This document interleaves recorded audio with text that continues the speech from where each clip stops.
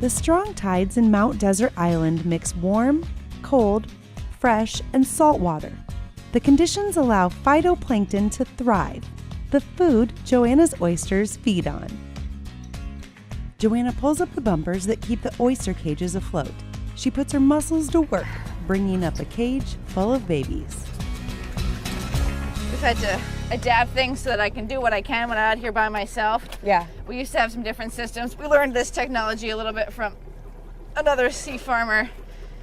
It allows me to actually lift this cage, which is probably close to 300 pounds, using a little bit of sailing technology.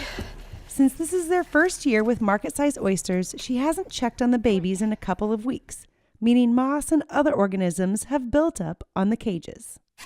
This prevents water flow going into the bag with the oysters in it, and we want them to have as much flow, as much current as possible, because that water is what, is what they're feeding. All of the phytoplankton, algae in the water is their lifeblood. There's a little baby bloodworm. Oh, little critter. Oh. Yeah, there's all kinds of creepy crawlies out here. Joanna frequently finds bloodworms and skeleton shrimp.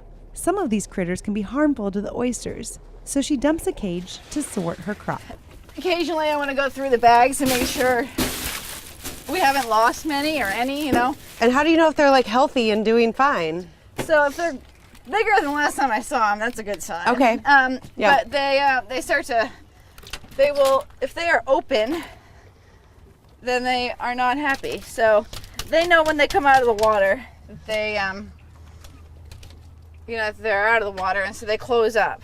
Okay. So if I find them on the table and they're opened up, I know that they've died. Just like if you were to buy an oyster at market and it was open, That's bad. dead. Don't eat it. Yeah, don't buy it. Don't eat it. These were all, like I said, smaller than this when I got them. So they're growing. Yeah. So this is July to this is a 1 year oyster now. It's lived a year.